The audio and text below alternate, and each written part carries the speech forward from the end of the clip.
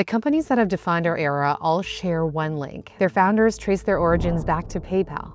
In the last 20 years, PayPal's alumni have gone on to build, fund, or advise nearly every major tech firm. The group's combined net worth far exceeds the GDP of New Zealand. In order to understand their stunning success, we have to go back to the beginning, to 1986, the Chernobyl disaster. Max Levchin was born into a family of physicists who immediately grasped the gravity of the nuclear meltdown. As Soviet Jews, they saw no future in Ukraine, no economic prospects, and no place where Max's talent for coding could thrive. Just weeks before the Soviet Union collapsed in 1991, the Levchins quietly slipped out and arrived in the US, which welcomed Jewish refugees from the USSR. America felt like a miracle to 16-year-old Max. I was smiling ear to ear every day. He attended the University of Illinois at Urbana-Champaign, known for its computer science program. He and his roommate founded a small consulting firm where they created a primitive email list manager like an early version of MailChimp. They sold it in 1998, packed their bags, and drove to the cradle of innovation, Palo Alto. It was in sun-soaked California that he met Peter Thiel. A graduate of Stanford Law, Thiel was heartbroken after being rejected for a U.S. Supreme Court clerkship. Instead, he started a hedge fund. One day, Levchin dropped in on a lecture Thiel gave at Stanford on financial markets. After the talk, Levchin noticed Thiel stuck in the middle of an awkward fundraising pitch, so he jumped in. "Hey Peter, I'm Max. I'm friends with Luke," referring to his college buddy Luke Nozick, whose earlier startup Thiel had invested in. "So what do you do?" Thiel asked. "I'm probably going to start a company. That's what I did in Illinois." "Oh great, we should have breakfast." They met at a local diner where Levchin pitched him on a security app for the Palm Pilot, a popular device at the time. Instead of carrying around bulky physical security tokens to log into secure systems, users could use encrypted software installed directly on their Palm Pilot.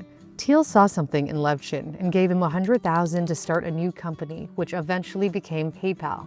When you meet a fellow nerd, you get very excited. You're like, oh, like you're built a bit like me. There was that mutual interest as well as a real respect for intellect, for each other's firepower, intellectual firepower. It helped that they bonded over nerdy things like brain teasers. Levchin posed a classic one to Thiel. "You have 2 ropes. Each one takes exactly 60 minutes to burn, but they don't burn at a consistent rate. How can you measure exactly 45 minutes? Thiel nailed it. Light both ends of one rope and one end of the second rope. The first rope burning from both ends will burn twice as fast, taking 30 minutes to fully burn. When it burns out, light the other end of the second rope. The second rope burns twice as fast and will take 15 minutes to burn completely. 30 minutes plus 15 minutes equals 45 minutes have now elapsed." Levchin was the serious coder, Thiel the businessman. Over dinner one evening, Levchin watched in awe as Thiel persuaded their CEO, John Powers, to step down, as Powers refused to relocate to Palo Alto full-time. As Levchin later told author Jimmy Soni, who wrote a book about PayPal's founders, "Wow, that's what a hardcore Jedi mind trick looks like. I basically said nothing for 3 hours, and I just watched Peter explain why John has to have less equity."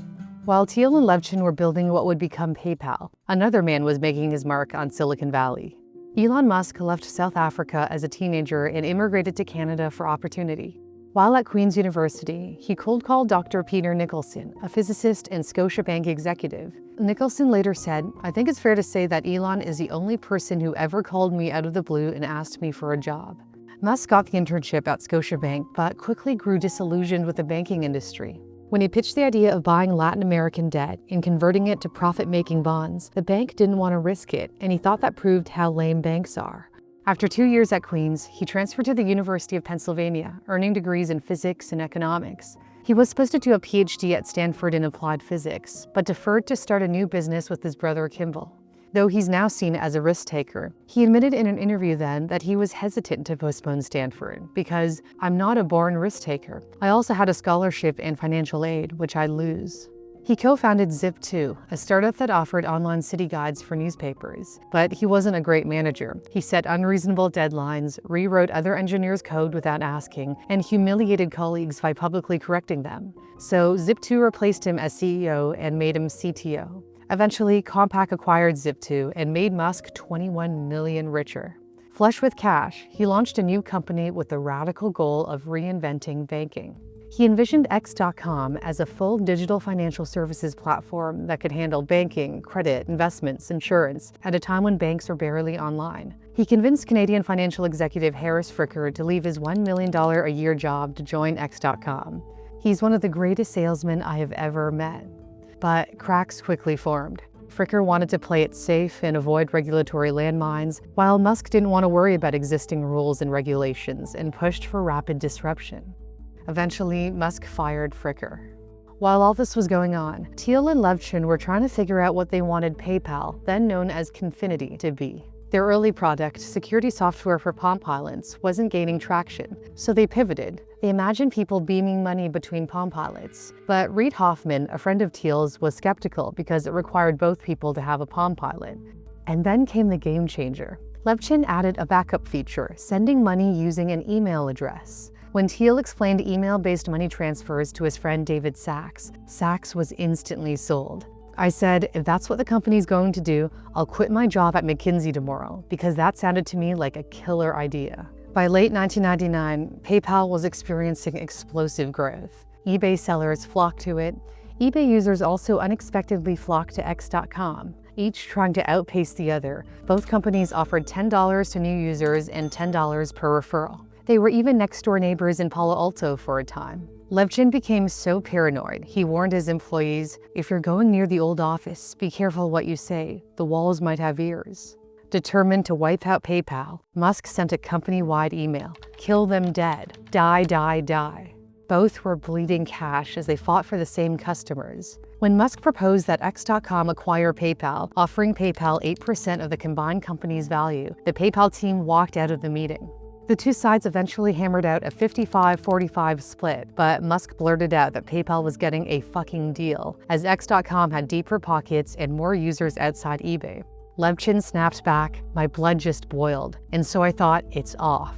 But Thiel pushed for a merger as he knew the cash burning was unsustainable. When X.com CEO Bill Harris proposed a 50-50 merger, Musk was livid. I was like, fuck you, we're just going to kill Confinity.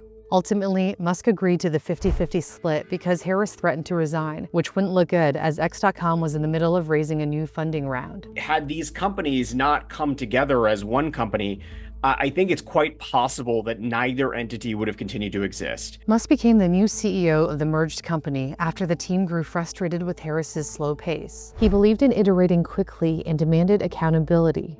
If you can't tell me the 4 ways you fucked something up, you probably weren't the person who worked on it. Employees worked 36-hour shifts, often sleeping under desks or on stacks of cardboard. By June 2000, PayPal had over 2 million accounts. 40% of eBay auctions used PayPal, compared to just 9% for eBay's own BillPoint.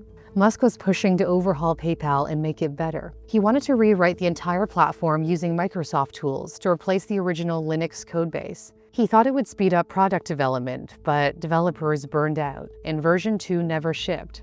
Musk also wanted to rename PayPal to X.com because he thought it sounded cooler, insisting PayPal is a feature, not the thing itself. It would be like Apple naming itself the Mac.